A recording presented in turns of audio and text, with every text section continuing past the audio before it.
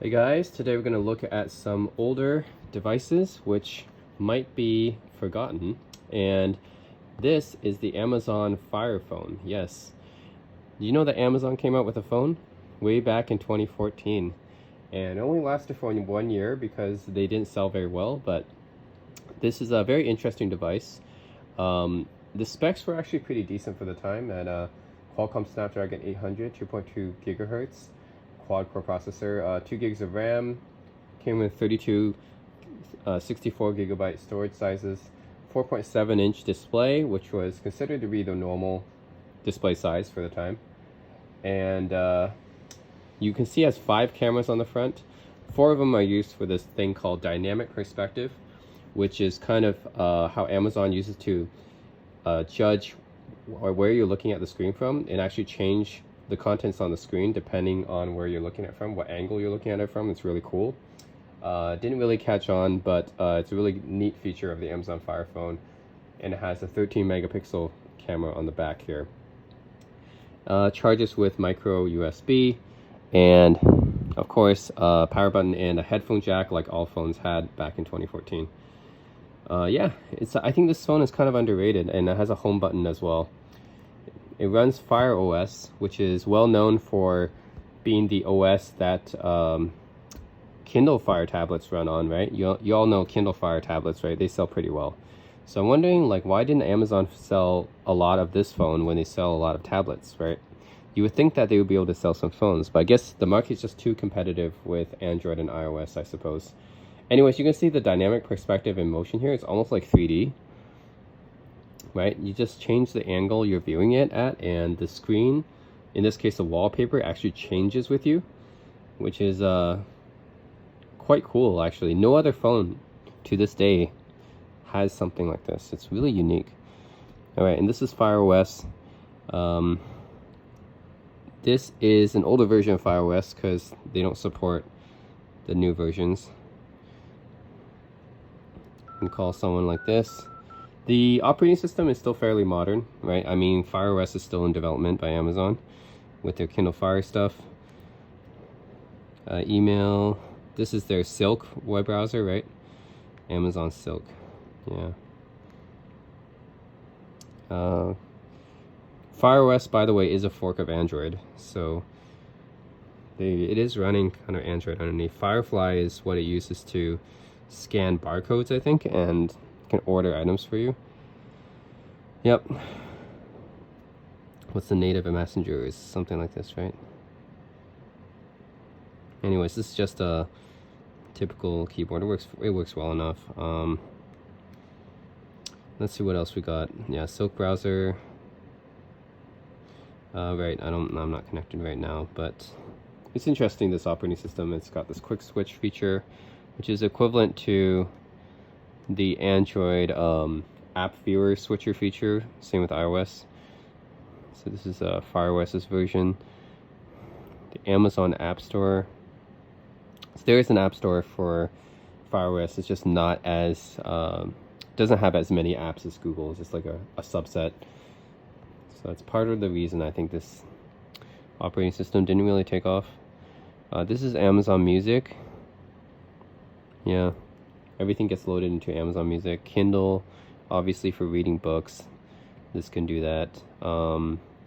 Newsstand, audiobooks, book calculator. I wonder for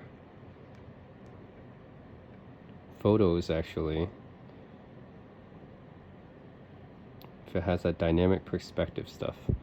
Let's actually take a picture first. Okay, so I have a subject, take a picture, and let's see if that dynamic perspective works with the photos. So I'm gonna use the camera. This is a 13 megapixel camera with optical image stabilization. You can launch Firefly if you want to buy something, I suppose. So that's what the camera looks like. Obviously this is very good on the dark.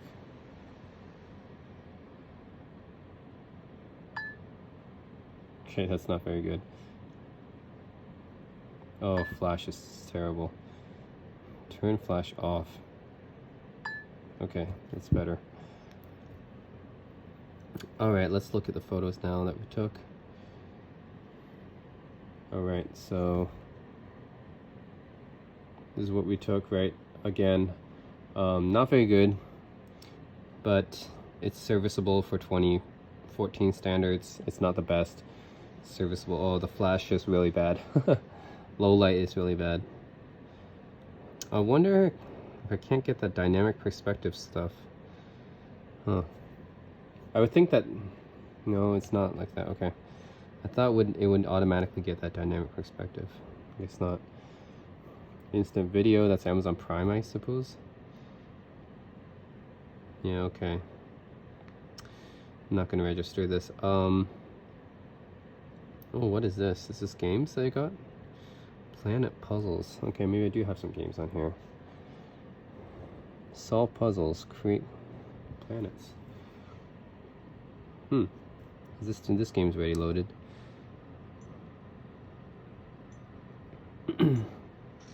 Interesting. So there are some games on here. I see.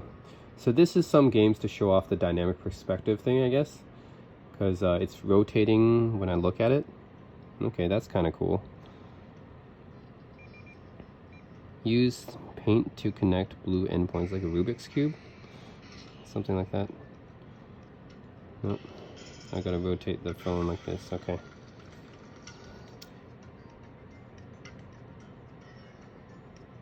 I guess this is a game to show off the dynamic perspectives things. Okay. Interesting. Alright. Well, let's look at the other game here. By the way, you pull down from the top. There's your settings here. Very similar to Android. Clay Doodle Monkey Buddy. Let's try Monkey Buddy.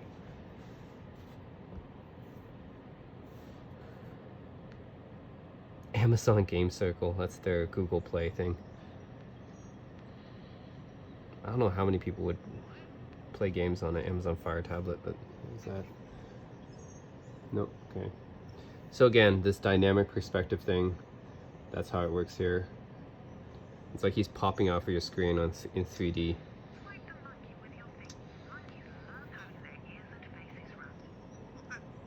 And it's kind of, yeah, it's this kind of pet thing going on here.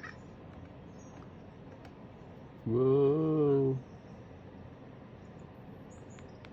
Okay. It's not too interesting. It's just, again, another demo to show off this dynamic perspective thing. I think it had some promise, but it's kind of, yeah, kind of gimmicky. It's like that 3D phase, right?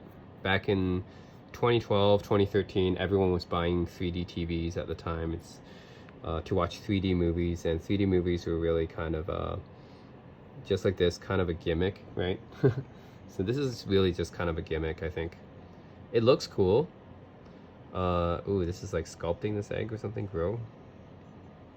Dig. I'm sculpting this. All right. Yeah, this is really gimmicky, and maybe that's why. I mean, it's cool for the first time you use it, but dynamic perspective thing is like I see this as very similar to 3D. It's just cool for the first few times, and afterwards you just kind of get bored of it. Can't really see really what to make use of that. How to make use of it. All right. Anyways, yeah, that's Amazon Fire Phone. And okay, this is another sidebar, I guess. You swipe from this way. More sidebar stuff. Apps. Okay. You got two. Oh, you can do this, or you can do this. All right, that's the Amazon Fire Phone, released in 2014. All but forgotten now. Right. Now let's look at another phone that is forgotten, running another forgotten operating system, and that is the HP Pre 3. This is the last Pre device. The Pre device started with Palm, but it ended with this device, the HP Pre 3. Yeah, this device runs WebOS, which is an operating system that was really ahead of its time. It's kind of like the predecessor of Android, in a way. I mean, I know that Android actually, started in 2008, but WebOS contained a lot of features that future versions of Android really kind of took an inspiration from. if you know, you see what I mean. So first of all, let's look at this device. It charges via micro USB. It's got a 3.5-inch display, 5 megapixel camera on the back, VGA camera on the front. This was released in 2011, by the way, so these specs are considered normal for the time. 5 megapixel and a 0.3 megapixel on the front. I mean, consider that the iPhone 4S, which was released in the same year, also had a 0.3 megapixel at the front. So yeah, just consider that right here. And we also got the power button in the corner here, which is an interesting place to put it. The hold button and a headphone jack, because you gotta have that. There's nothing on the bottom. It charges via the side, which is an interesting location. That's normal, and it's got a slide out keyboard like this. So physical keyboard, yay, it's there. It's a BlackBerry style keyboard. I wouldn't say it's as good as a BlackBerry keyboard. Like, okay, using it, it's okay. I wouldn't say it's as good as a BlackBerry keyboard, but it's decent. Yeah. So type in Google or something like here. So I can search for anything just by typing it in. Yeah, search for Wikipedia. Yep. Which is pretty cool. So this is WebOS, working as a capacitive touchscreen, of course. So this is WebOS. Again, you might look at this and go, wow, that's very similar to an older version of Android. And really, this is what I was talking about, right? Like, Android, when it first came out, was really, really primitive. Like, it had nothing on iOS. iOS was, you know, definitively better in pretty much every way. Where Android kind of improved is where, at the time, this might have been Android 2.2 or 2.3, I think. Android really improved after Jelly Bean, I think, or Gingerbread was 2.3. Android 4 and 4.2, I think, after Jelly Bean, Android really started to improve a lot more. And a lot of the inspirations of the new features of Android, or the future versions of Android, actually took inspiration from WebOS. Right, okay, this is the dialer. Again, very kind of simplistic, but this interface right here.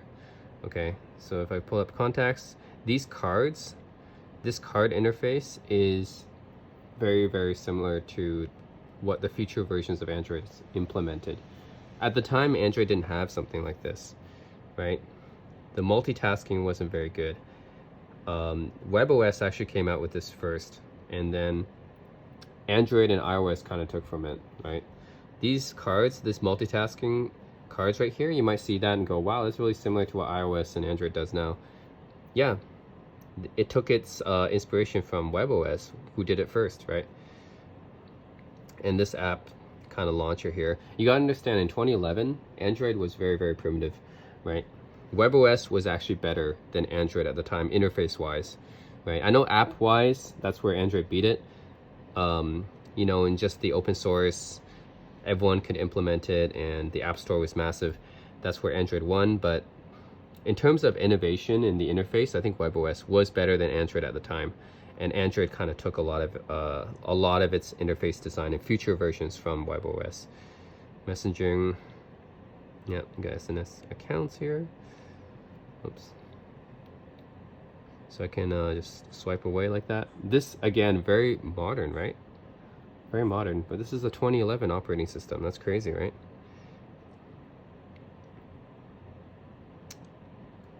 Wallpapers that HP gave us. It's sad that HP released this device and then discontinued WebOS devices pretty much right after. Just a few months after this came out, they released a touchpad as well. This Pre-3, I think they released another device around the same time. Pre-Plus. I think this was the successor to Pre-Plus. Oh, the HP Veer. Okay, that's what I'm talking about. Yeah, so there was the HP Pre-3, this one, the HP Veer, which came out around the same time, and the HP Touchpad, which is their tablet running WebOS. All of them kind of discontinued a few months later after HP released these devices, which is really sad. I mean, WebOS could have really gone a lot places, right? I think LG might have used WebOS in a lot of their TVs after this, but I think LG still owns WebOS now, but what I'm saying is the potential WebOS, you know, was I think they really kind of missed out on their potential because of HP, right? HP should have done more with it. I mean, just look at this operating system. It still looks kind of modern today. It's from 2011, which is, you know, it's kind of sad that it's very snappy, very fast. Very sad that HP just decided to abandon this operating system pretty much right after this device came out. Web, I can't surf the web right now, but this was the web browser, I guess, for WebOS. Okay.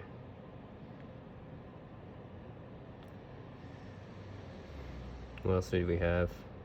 We did have apps. It just wasn't as many apps there. Mobile hotspot, toolkit, clock, YouTube. Oh, this just launches the web browser again. Okay. I thought it was its own app. Videos. Yeah, okay. Anyways, guys, that's the HP Pre 3. So if you want to type in Facebook, you just type in anything, anytime, it'll search for it. Again, you know you can do this on your modern smartphone, but at the time in 2011, there's no other phones doing this kind of stuff, right? This interface. It was really ahead of its time. So the ability to have the cards multitask like that and just being able to search your device for anything like this, really ahead of its time. So anyways, WebOS running on the HP Pre 3, the very last Pre device and the very last WebOS phone, I would say, before HP discontinued it. And you can even pull down from the top. I know it's slow, but right, you do that. Android, again, I don't think it did that at the time. I don't think you could just pull down at the time. Pulling down from the bottom releases the launcher. You can even reorder it and customize that. Again, all these is pretty ahead of its time. This is from 2011, so almost 10 years ago, which is crazy to think about. All right, guys, that's it. Some forgotten devices that I want to talk about. People might not know about. This was kind of the pioneer of the modern version of Android and iOS, because once Android came out with a bunch of stuff, iOS kind of came out with the same features and kind of stole that from Android. I feel like these days iOS and Android are like stealing features from each other. But yeah, back in the day we had WebOS, which was really a pioneer. So yeah, that's it. That's the HP Pre 3. There we go. Power. Same size display as the iPhone 4S at the time, because the 3.5-inch display was very, very popular in 2010 and 2011. That was considered the ideal size. So how things have changed, right? Now we get these massive, massive screens on our devices.